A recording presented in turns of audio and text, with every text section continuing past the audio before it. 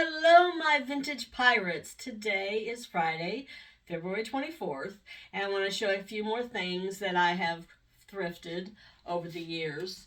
This dress, which is linen, a really good basic style dress. I had the had I think it was Daisy's around here, and it just very much 80s. The brand is Leslie Faye. Um, oops. Leslie Faye brand classics. And what's nice about this is it's because it's linen, you can wear it year round. Add a jacket, cardigan, scarf, put a sweater over it. I mean, you can't beat that. And also, let's say you're looking for a navy skirt. You can't find anything exactly what you want. You want a little more tailored pencil skirt style. Well, you find a dress like this, and but it's a dress. Well, especially if you're a new kind of sewer and you know the basics, you can cut the top part. You can even make the top part a jacket, but it has a zipper in the front, or a zipper in the back. So you're like, oh my gosh, what do I do? Well, you can take the zipper all the way down to wear, and then cut it, and then you can, when you sew it over, it will stop where the zipper is. So now, I mean, if you want to rip the zipper out and redo it, you could do that also. But again, and then the other thing is, like I said, you can make this a jacket. So, of course, you have the zipper there, and you'd have to put in a new zipper, or the way this is made, you could maybe use that as the front, except it's kind of similar. Play with it, but you could put a piece of material here that you liked if you wanted to make this a jacket. Sew it together, and then rip it up, sew it here. You got a nice little jacket. So when you go thrifting and you see something that you like, but you're not really sure, it doesn't exactly fit what you want, and depending on the price, because thrift stores, because they've become so popular, their prices have gone up. But, it depends on the store and what you're looking for. Or find something, especially if it's on sale, and practice. You like this sleeve. Well, deconstruct it. Take it apart. Sometimes buying a pattern, or at least when I was first starting, would intimidate me because the material is so paper thin. And I've seen a lot on Instagram where people have taken their patterns, made their own patterns, and they've made it either out of cardboard or plastic. And I'm sure you probably could go to a craft store. I don't even know, maybe even a hardware store, and buy heavy duty plastic or cardboard, even like a manila folders, depending on the size, of everything. But and then take the pattern, the paper pattern, and trace it that way. Like I said, when I was first starting and I was using those uh, brain dead. Sorry, it's Friday. My brain's fried. Um, you know, cut out of a pattern and I'd rip. I'd be like, oh my gosh, I'd be so scared. And then if you cut on it, so when you are learning how to sew, that even makes it even more. Oh my gosh, I can't do this. I'm just going to give up. So there's a lot of things you can do. And another thing with zippers, and like I said, when I did the jacket, had no idea there's a zipper foot on your sewing machine. If you're one of those crazy people that reads manuals, then you know how to put in the zipper foot and all the different attachments that come. But you can make this a corset. But you can play around with zippers. Play around with your zipper foot. Play around with all the different attachments, and then you've not spent a lot of money on because, like I said before, material, beautiful material, even on sale, is expensive. But you go to the thrift store, you find something. This dress was, I don't know, $2.99 or something. Or if you have a thrift store that has good sales, like Goodwill does, or like the thrift store I've talked about, Community Chest in Powell, Tennessee, everything is $1. All their clothes are $1. Their catch is you have to use cash. Well, I know that. So when I go there, I have money that I put out of every paycheck for just what I call junkin'. And I, go, and if I'm looking for something in particular or not at all, I'll just put it out to the universe going, okay, if there's something I need, let me find it at a great price. And I do. Now, speaking of great prices, I'm going to show you the 2 vintage coats that I've gotten over the years. One, I don't think they knew what they had because it was $5.99. And I remember this because I saved a picture of it and I still have it on my cell phone. So hold on. Whoops. Now, the thing about this, is the collar is real fur. It's a Rothmore, I think I'm saying that correctly. This and this, you can even tell on the camera. This is real fur. Anyway, and I wear this, and it's another heavy one. It's in great condition. You can tell how old it is by this Made in America Union tag, which is really faded. But again, look at the lining. I'm thinking somebody's mother or grandmother passed away, and it's wool. And they didn't want it. And when I go and splurge, burgundy, not red, but hey. And I got these at the Dollar Tree, and not too bad of a match. Of course, almost perfect,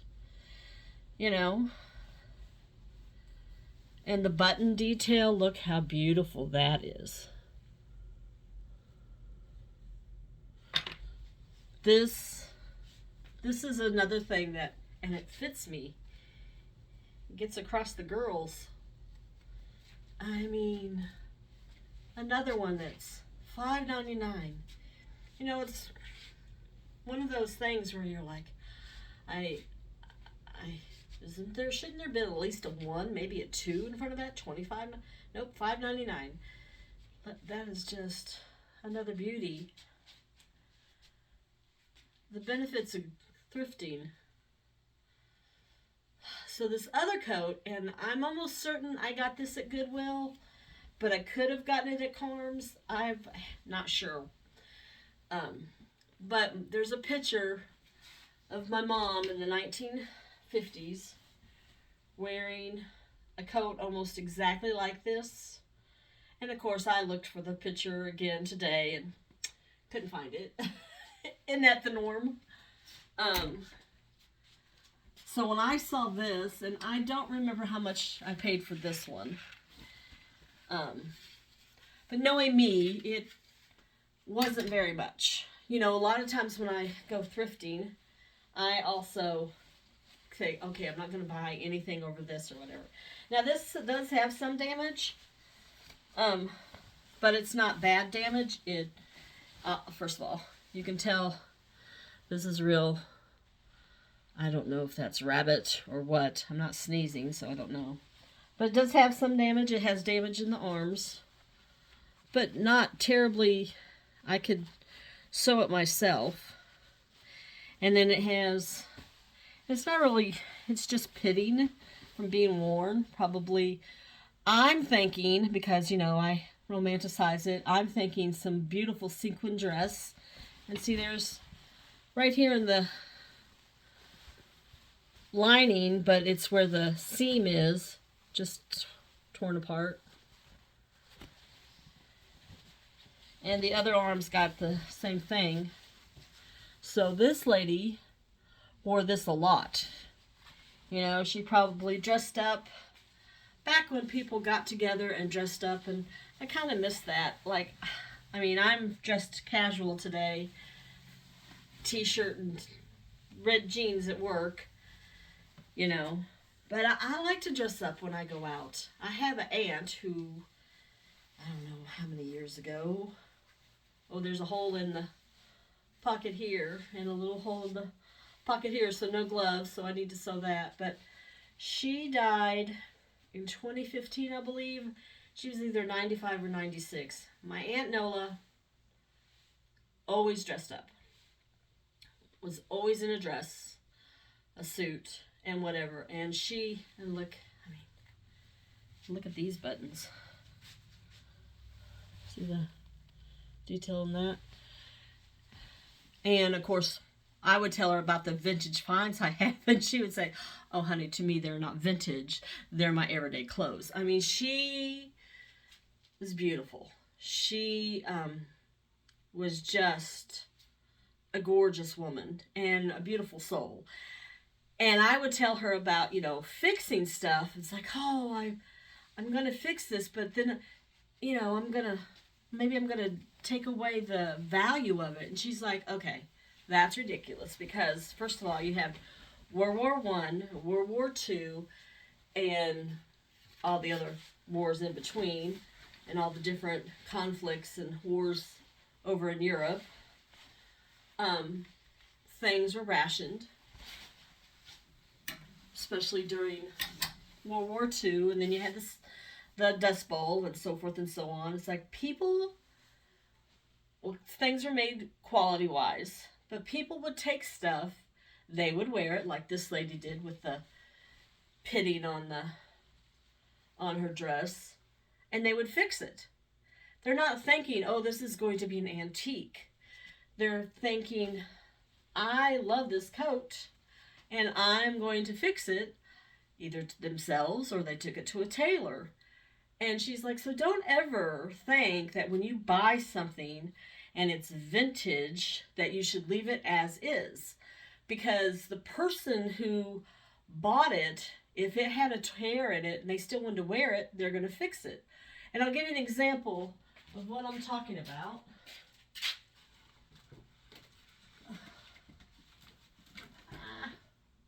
Haven't even begun to bring about my purses. This I got at Goodwill. And this I got for like $4.99. I love this purse and I carry it a lot in the summer. But as you can see, it's got a plastic lining. And the person who had it before me, used it a lot. And it's starting to tear. And now I don't know, there's a thumbtack. I don't know if you can see the thumbtack. Yeah, see the thumbtack? So I don't know if the person who had it, grandkids, played with it.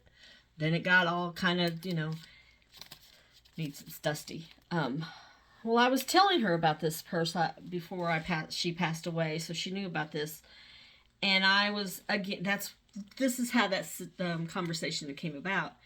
And she's like, find you a good tailor and ask them to have this redone. Because if this was a purse and it was still the, 1940s, 1950s, and you loved this and it was torn, and if you didn't know how to do it yourself, you would go and you would have somebody fix it for you. It's not it may be taking the value away from it, but it's not taking the value away of you loving it and using it. So, it's like, she's got it right there. I buy this stuff to use, and, it's really just dusty. Look at the bottom of that. I like to use this during the summer. It's big enough. Put my cell phone, my wallet, keys. It's a good sized purse. So I'm going to follow my aunt's advice, and I found a tailor here in Knoxville, so I've got to take it in. I haven't decided. I don't think I want to do silk, because silk is beautiful, but it will tear because I do plan on using this. So I'm thinking maybe a lighter wool or something like that. So anyway, that's just my thoughts on thrifting and vintage. You know, there's the people that dress vintage all the time and wear the vintage clothes, or the ones who use the not knockoffs, the mock-ups of them. You know, the dupes. Well, I mean, you're gonna buy this purse and you're just gonna let it sit in a museum? That's not why I buy vintage. That's not why I buy thrift. Thrift is, I'm not really cheap, but I watch my pennies. I can be cheap. I think we all can. Anyway, but I mean, this is just beautiful. And, you know, I could even wear this with this jacket. You know, I know it's woven and everything, but maybe on a September and it hasn't gotten too wintry, pair that together. Just my thoughts. So, what's the best thrift find that you guys have ever bought, found, used? What do you guys collect? Ah, don't fall, don't fall, don't fall. Please don't fall. So I like to find things that make my heart sing. I don't buy vintage to put away. That's not my thing. I'm not putting anybody down who does that. Cool, great for you. But when I buy something like that, I use it, I wear it, I treasure it. Like I was talking about the leather jacket. You know, who would give that away? What's the story behind it? Did they get divorced? Had she given it to him so he didn't want it anymore? You know, did she take it from him? Did he just not want it anymore? I mean, what's the stories behind it? And I think about this. So, like this dress here, again, when you look in the bottom, and you can see this pitting in the lining here. The reason I think she has this pitting is because she wore sequin dresses going to the opera or going to the symphony, you know, going to a fancy dinner, whether it's here or Nashville, Atlanta, Chattanooga, let alone New York or Paris. You know, it just makes me wonder what all this wonderful jacket has seen. And let's see, do I have the name of the jacket company on this one? Oh, yes, it is. It's down here. Excuse me. But, so it is Michael Daniel. Designed by Michael Daniel, Paris, France. Professional dry clean only. So, did she go over to France and buy it there? Did her husband bring it back to her? She bought it herself. Does her lover give it to her? I know. Clothes, I think, make the person, but also, you know, and then look, it has this button here, so when it's really cold, put it up around you. But I also think the person makes the coat or the clothes. You know, I need to put a brooch on it. So, anyway, that's me rambling on about a couple of my favorite coats. I don't know if you guys would be interested in seeing anything about the purses. My purses, they range. Again, when I buy something, I try to keep under, you know, a certain price. But I have to show you this one person. Then I'll let you go. Hold on. This is so... Okay. Whew. I remember getting this for $1. That's why this... And, of course, I added this. This is the... I don't know. Not silly. It's got an accordion bottom. It doesn't open too big, but it opens big enough. I know I have to get a smaller wallet, and of course the phone's thinner, but whew, the smell. And it's got a little thing there. But I've never seen with an accordion bottom. I don't know, just kind of. But I got this for $1. Detail in the back. Don't think there's a... Oh, there is a name. I don't know if you can make that out.